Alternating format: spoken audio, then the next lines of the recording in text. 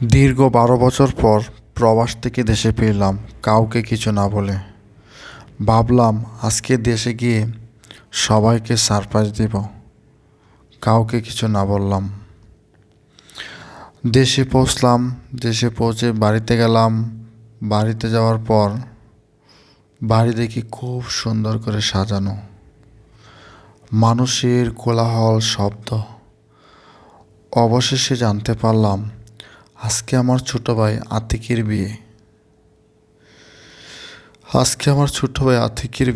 অথচ আমি নিজেই জানি না।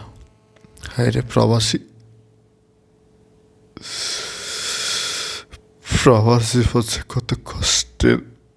একজন প্রবাসী তা জানে।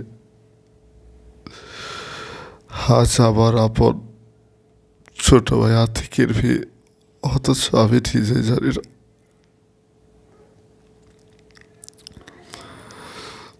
সবার সাথে কথা বলতে বলতে ঘরেতে উঠলাম।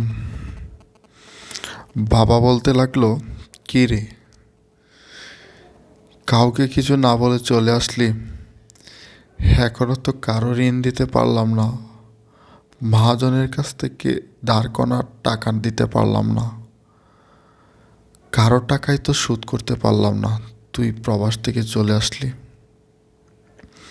আমি বললাম, বাবা চলে যাব, মাত্র কয়েকদিনের জন্য আসছি। আবার মা বলল, কুখা বিয়েতে যাবি না? আমি বললাম, না মা, সারাদিনে জার্নি করে আমি খুবই ক্লান্ত। আমি একটা রুমের ভিতর শুয়ে রইলাম, অজস্রে খাতলাম, অজস্রে খাতলাম। একজন প্রবাসীর কষ্ট কেউ বোঝে না।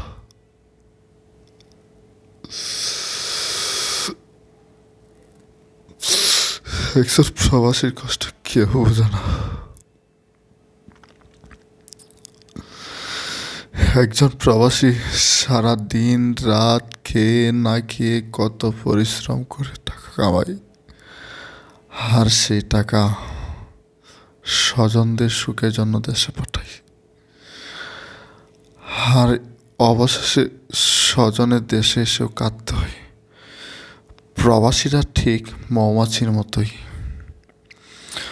মৌমাছিরা অল্প অল্প করে এক প্রান্ত থেকে আরেক প্রান্ত থেকে অল্প অল্প করে মধু এসে চাকে জমা করে, কিন্তু কোনো দিন সে মৌমাছি মধু বুক করতে পারে না। সেই মধুগুলো বুক করে অন্য আরেকজন। কিন্তু আমরা প্রবাসীও আমরা যারা ইনকাম করি, যারা টাকা কামাই, তারা বুক করতে পারি না, বুক করে স্বজনরা। কত কষ্ট করে টাকা ইনকাম করি, দিনের পর দিন, রাতের পর রাত, কেমনে যায় দিন, কেমনে কাটে রাত, কোনোভাবেই টের পাই না। সকালবেলা ঘুম থেকে উঠে রান্না বান্না করে খাবার দাবার সেরে কাজে চলে যাই। আবার সারাদিন কাজ শেষে আবার রাতে বাসায় এসে আবার রান্না বান্না করে গোসল করে খাওয়া দাওয়া সেরে ঘুমাই, আবার সকালে কাজে চলে যাই। এই হচ্ছে আমাদের প্রবাসী জীবন।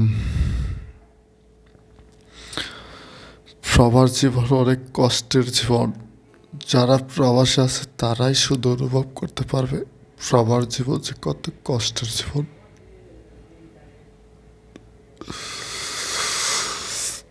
একজন প্রবাসীর মনের ব্যথা কেউ বুঝবে না,